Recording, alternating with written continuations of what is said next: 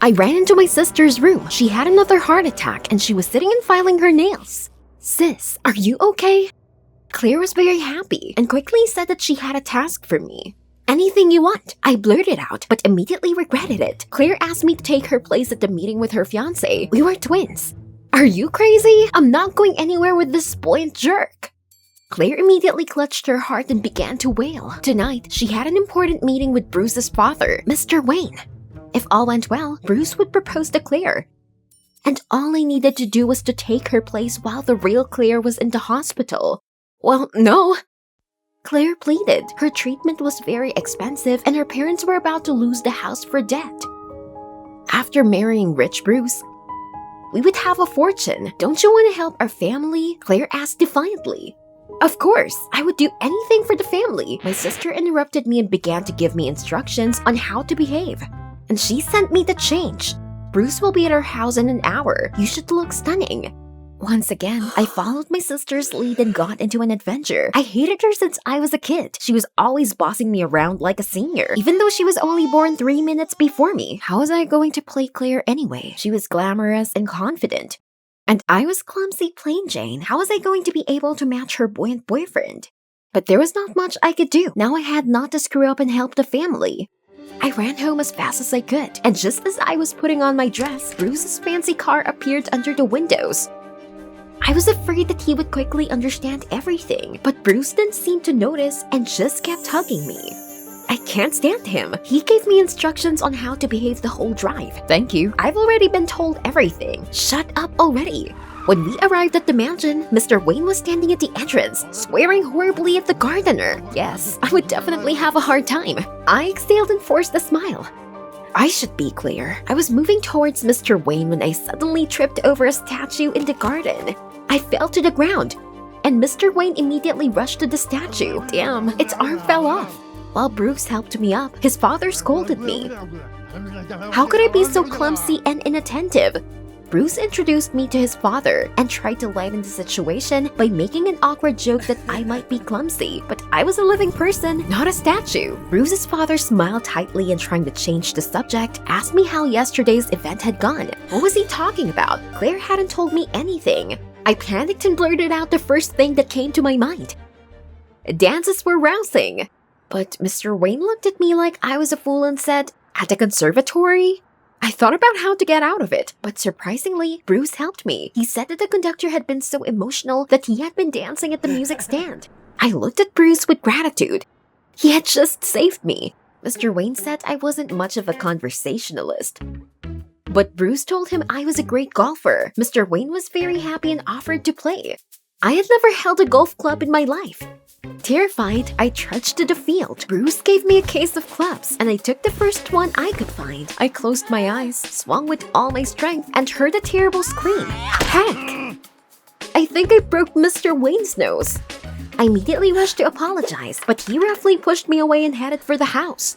I wanted to cry out of desperation. I'd ruined everything. Now Mr. Wayne would never let Claire marry his son. I was thinking about what to say to Claire when Bruce came up to me. I waited for his anger, but he just laughed. Cool hit, by the way. I couldn't help but smile too. Wow. And Bruce was not such a bore. Then the butler called us to supper. Mr. Wayne was silent at the table, apparently still angry with me. Of course, I understand him. Trying to make conversation, I complimented one of the dishes. In response, Mr. Wayne arrogantly asked if I could cook the same way. I confusedly admitted that I didn't know how to cook. Bruce's father said disgustedly that a woman's place was in the kitchen and told me to wash at least the dishes. He pointed to the plates. Well, you know, this is too much. In my anger, I shouted at Wayne that he was a tyrant and a misogynist. Wayne turned purple with anger and told me to get out.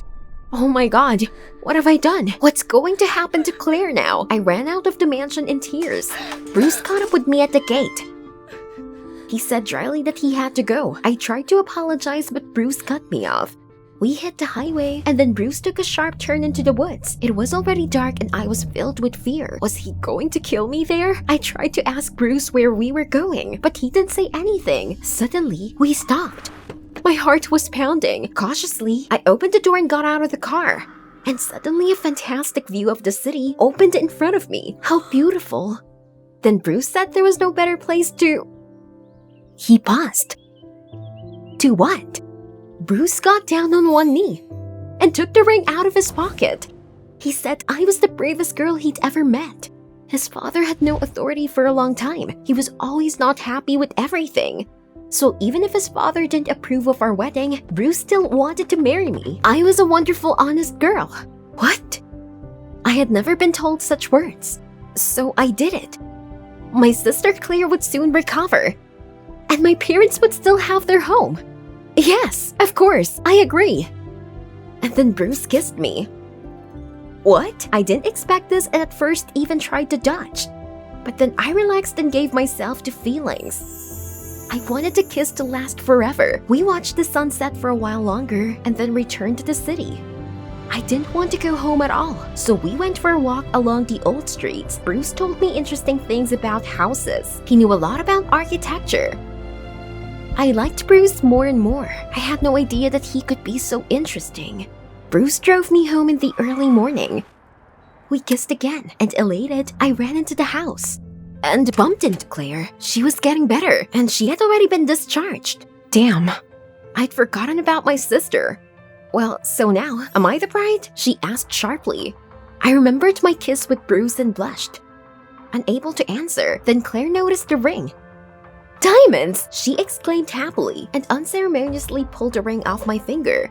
Claire said with a grin that she was pleased with me. For once, I didn't screw up, but then she would do it on her own. The next week, Claire was busy preparing for the wedding. She was in such a hurry to get married that the wedding celebration was decided to be held in a month. I kept thinking about Bruce. On the one hand, I felt guilty for deceiving him. On the other hand, I couldn't believe I'd been so happy with him that night. Just when I thought I was beginning to forget, Claire brought him to meet our parents. I was terrified. I had to stay in my room all evening. Even though Bruce knew about a twin sister, Claire told me to steer clear. But even in my room, I could hear Claire bossing Bruce. I put on my headphones so I wouldn't have to hear it all. And then the door opened and Bruce came in. He paused in the doorway. Confused. God, did he recognize me? But Bruce explained that he was looking for a bathroom. He was about to leave when he suddenly paused. For a second, I thought Bruce recognized me and he was going to give me a big hug. Of course, dream on. But instead, Bruce said that he was happy to meet me and hoped to see me at the wedding. I was in a lot of pain, but I agreed, fighting back tears. It was time to understand that Bruce did not love me, but my sister. On the eve of the ceremony, Claire persuaded me to go to the bachelorette party, but because of cocktails, she was free and easy. She called Bruce a rich kid and promised her friends a cool car at his expense. I felt sick and angry. Bruce didn't deserve to be treated like this. He was a great guy, not a bag of money. I took out my phone. He had to know the truth. But Claire snatched the phone out of my hands, shouting that I probably really wanted our parents to lose our house. And then she clutched at her heart. Stop faking it, Claire. I'm not buying it.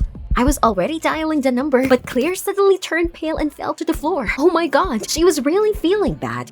I called an ambulance and we rushed to the hospital. The doctors were examining Claire and I kept walking up down the hall. And then the doctor came out. Finally, he was worried. He said that because of the frequent attacks, Claire's heart was very worn out and she needed an expensive operation or the next time the heart valve might fall.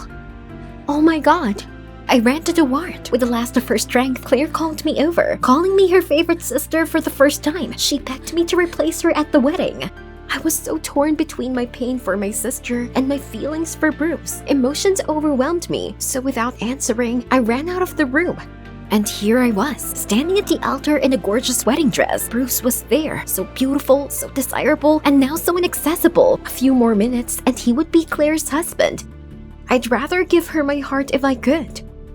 Can I save my sister only at the cost of a lie? The priest started talking about true love and I realized I couldn't fool Bruce like that. Stop! I shouted. The priest froze in disbelief and the guests began to exchange glances. I threw up my veil and told Bruce everything. That Claire was in the hospital and I was Jane, her sister. And then at the meeting with his father, it wasn't Claire either, but me. I paused, unable to say a single word. I thought that Bruce would be furious. But suddenly he kissed me. I didn't understand what was going on. Bruce. Then he leaned over and whispered to me that he had noticed the change in Claire since the day I met his father. But he liked his Claire. brave and strong, much more, and then he said out loud that it was with me that he wanted to be. I felt like I stopped breathing. Bruce nodded to the priest, who continued the ceremony, asking if I would take Bruce as my husband. I froze for a second, then said no. The whole room gasped, and Bruce was stunned. I told him honestly about Claire's operation and her parents' deaths. I didn't want Bruce to think I was using him for money. I could handle it all by myself and save the family. Tears welled up in my eyes, and I tried to leave, but Bruce grabbed my arm. He said that he would definitely help me, and debts were not a reason to cancel the wedding. After all, he really loved me. I couldn't believe it. Absolutely happy, I kissed Bruce. Looking at us, the priest smiled. I think we can continue the ceremony. And I suddenly realized, the main thing is to follow your heart. It will always tell you the right way. We exchanged rings and started kissing. Did you like the video? Then subscribe and like it. Support the channel. Thank you.